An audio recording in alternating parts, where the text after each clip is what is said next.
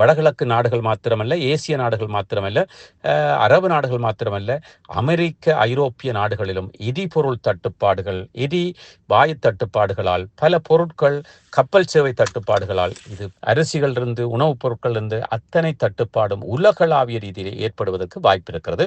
சீனாவோ, ரஷ்யாவோ, வடகொரியாவோ ஈரானை தோற்பதற்கோ, ஈரான் அமெரிக்காவுக்கு அடிபணிந்து செல்வதற்கோ அல்லது ஈரானை பலவீனப்படுத்துவதற்கோ நிச்சயமாக இந்த 3 நாடுகளும் விடாது. அந்த பேச்சுவார்த்தை எட்டப்படவில்லை என்ற ஒரு முடிவு வருகின்ற பொழுது உடனடியாக ஈரான் ஒரே நாளில் அடித்து துவேசம் செய்யப்படுகின்ற அளவிற்கு நாங்கள் தயாராக இருக்கின்றோம் என்று ட்ரம்ப் அவர்களும் மார்பிலே தட்டி கூறிக்கொண்டிருப்பதை நாங்கள் பார்க்கக்கூடியதாக இருக்கிறது.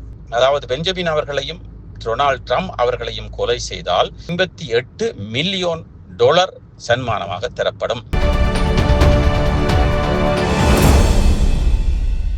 வணக்கம் லங்காபூர் ஊடக நேயர்களே, மீண்டும் ஒரு உலக செய்தி, ஈரான், இஸ்ரேல், அமெரிக்கா தொடர்பான செய்தியாக இருக்கிறது.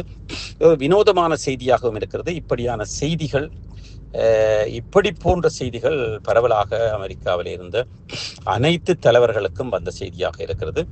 அதாவது ட்ரம்ப் அவர்கள், அமெரிக்க ஜனாதிபதி ட்ரம்ப் அவர்களுக்கும் இஸ்ரேலிய பிரதமர் பெஞ்சமின் அவர்களையும் கொலை செய்பவர்களுக்கு $58 மில்லியன் சன்மானமாக கொடுக்கப்படும் என்ற ஒரு செய்தி ஈரான் அவர்களுடைய அந்த சட்டசபையால் நிறைவேற்றப்பட போவதாக ஒரு செய்தி வந்திருக்கிறது. அது இன்னும் நிறைவேற்றப்படவில்லை, நிறைவேற்றப்பட போவதாக செய்தி வந்திருக்கிறது. இது பல நாடுகளிலே பல தடவைகள் இப்படியான செய்திகள் வந்ததை நாங்கள் பார்த்திருக்கின்றோம். கிளிங்டன் அவர்களுக்கு, ஓபாமா அவர்களுக்கு சுவாரஸ்யமாக ஒரு கழுதையும் 2 கிலோ இறைச்சியும் தருவோம் சன்மானமாக என்றது.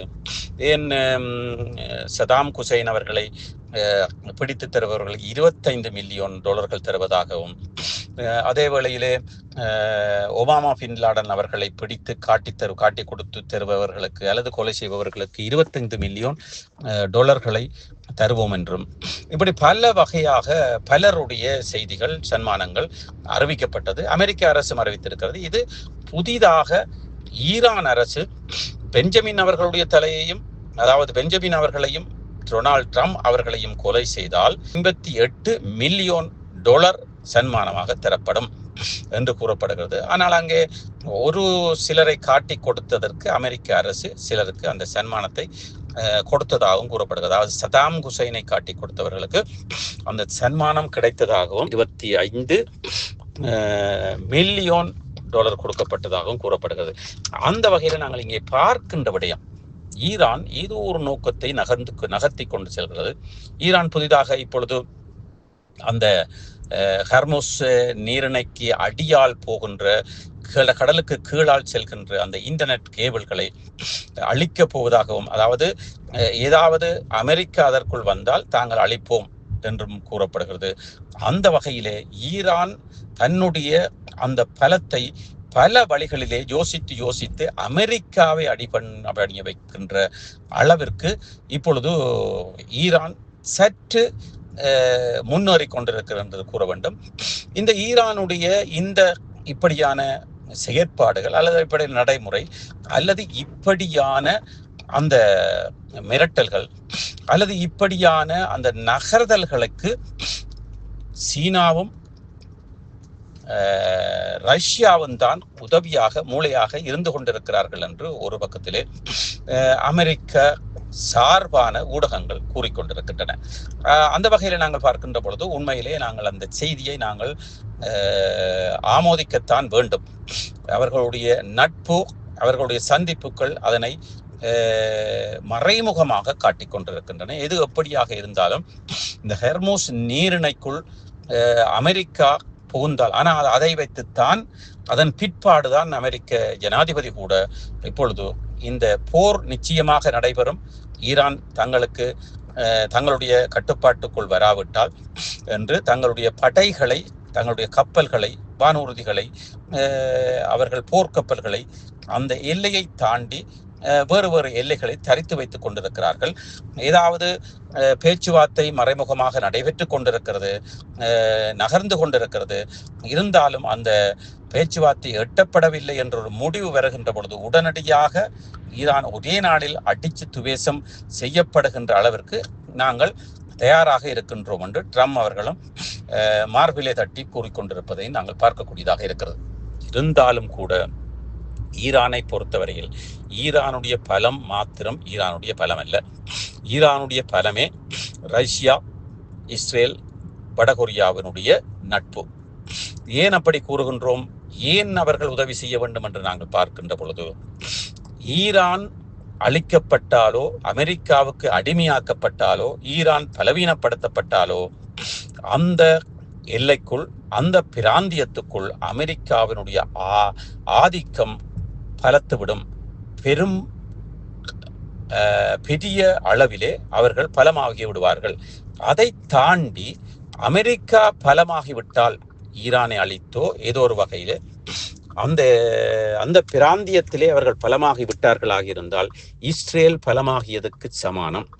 அதே வேளையிலே அந்த இஸ்ரேலும் அமெரிக்காவும் அங்கே பலமாகிவிட்டால் ஈரானை தோற்கடிக்க வைத்து, அதன் பிற்பாடு சவுதி அரேபியா ஈரானை அழிக்க வேண்டும் என்று மறைமுகமாக முயற்சி செய்து கொண்டிருக்கின்ற Saudi Arabia, Kuwait, Qatar, Dubai, இப்படியான நாடுகள் அனைத்தும் அமெரிக்காவின் இஸ்ரேலினுடைய அடிமைகளாக இருக்கின்றவர்கள். அவர்களுக்கு அமெரிக்கா அங்கே இருப்பதை பற்றி எந்தவித ஆட்சேபனையும் இல்லை. அந்த வகையிலே அப்படியானால் அவர்களுக்கும் பெரிய ஒரு ஆதாயம் என்பதற்காக இத்தனை நாடுகளும் அமெரிக்காவிற்கு ஆதரவாக இருப்பவர்கள். அப்படியானால் அவர்களும் பலமாகி விடுவார்கள். இது ஈரானுக்கு மாத்திரமல்ல, அந்த ஈரானோட நட்புறவை கொண்டாடுகின்ற, நட்புறவை வைத்திருக்கின்ற ரஷ்யா, சீனா, வடகொரியாவுக்கு அந்த இடத்துக்குள் அல்லது தங்களுடைய எரிபொருட்களை கொண்டு வருவதற்கு மற்றும் ஆசிய நாடுகளிலிருந்து ஐரோப்பாவிற்கோ மற்ற இடங்களுக்கு கொண்டு வருவதற்கு அந்த ஹர்மூஸ் நீரிணை பெரிய ஒரு தடையாகிவிடும். அதனால் அவருடைய வியாபாரம் தோற்றுவிடும். அதனால் சீனாவோ, ரஷ்யாவோ, வடகொரியாவோ ஈரானை தோற்பதற்கோ, ஈரான் அமெரிக்காவுக்கு அடிபணிந்து செல்வதற்கோ அல்லது ஈரானை பலவீனப்படுத்துவதற்கோ நிச்சயமாக இந்த 3 நாடுகளும் விடாது. கடைசி வரை அவர்கள் அமெரிக்காவோடு எதிர்த்து போராடுவதற்கு உதவி செய்வார்கள். ஆனால் நாங்கள் அமெரிக்கா தோற்கடிக்கப்பட்டால், அதாவது ஈரான் தோற்கடிக்கப்பட்டால் என்ன நகர்வுகள் ஏற்படுகிறது, அல்லது அமெரிக்கா ஈரானோடு ஒத்து உலகளாவிய ரீதியில் சமாதானத்தை ஏற்படுத்தி செல்லுமோ என்ற ஒரு கேள்விக்குறி இருக்கிறது. நாங்கள் தொடர்ந்தும் இந்த போரினுடைய விடயங்களை நாங்கள் பார்ப்பதற்கு நாங்கள் சற்று பொறுத்திருந்து இந்த பேச்சுவார்த்தைகள் எப்படி செல்கின்றன, அமெரிக்காவின் அணுகுமுறை, ஈரானுடைய அணுகுமுறை எப்படி செல்கின்றது என்பதை சில வாரங்களுக்குள் நாங்கள் அறியக்கூடியதாக இருக்கும். இருந்தாலும் கூட இந்த போர் அச்சம் தொடர்ந்து இருக்கும். போர் முழுமையாக அந்த இடத்தில் நிறைவேறாது. 2 நாடுகளும் விட்டு கொடுக்காமல் பேச்சுவார்த்தை இழுபறி நடந்து கொண்டிருக்கும். இது சற்று மாதக்கணக்கிலே, வருடக்கணக்கிலே இழுபறிப்படுகின்ற இந்த போர் அச்ச சூழ்நிலை இந்த வளைகுடாவில் என்பதை மாத்திரம் நாங்கள் அறுதியாக கூற முடியும். இதனால் வடகிழக்கு நாடுகள் மாத்திரமல்ல, ஏசிய நாடுகள் மாத்திரமல்ல, அரபு நாடுகள் மாத்திரமல்ல, அமெரிக்க, ஐரோப்பிய நாடுகளிலும் எரிபொருள் தட்டுப்பாடுகள், வாயு தட்டுப்பாடுகளால், பல பொருட்கள், கப்பல் சேவை தட்டுப்பாடுகளால், இது பல அரிசிகள் இருந்து, உணவுப் பொருட்கள் இருந்து அத்தனை தட்டுப்பாடும் உலகளாவிய ரீதியிலே ஏற்படுவதற்கு வாய்ப்பு இருக்கிறது. இப்பொழுதே ஐரோப்பாவிற்கு 70% அரிசி இறக்குமதி குறைந்து விட்டதாக கூறப்படுகிறது. தொடர்ந்து இணைந்திருங்கள். இப்படியான செய்திகளை பார்ப்பதற்கும் கேட்பதற்கும் எங்களுடைய யூடியூப் சேனலை சப்ஸ்கிரைப் செய்யுங்கள். அதே வேளையிலே பெல் பட்டனை அழுத்துங்கள். தொடர்ந்து இணைந்திருங்கள். நன்றி, வணக்கம். இலங்கையர்.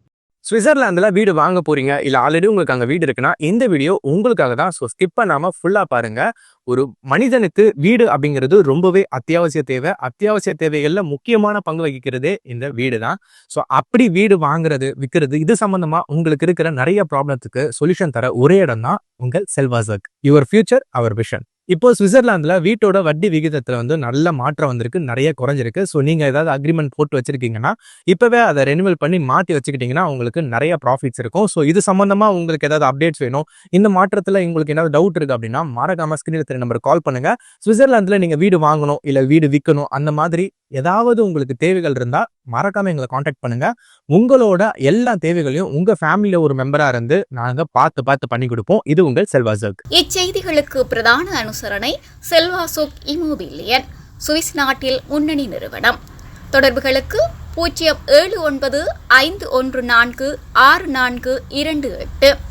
வீடு வாங்க, வீடு கட்ட, வீடு திருத்த மற்றும் வீட்டுக்கடன். Your future our vision.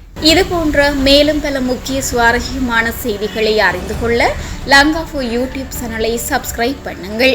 எமது செய்திகள் உடனடியாக கிடைக்க பெல் பட்டனை அழுத்துங்கள்.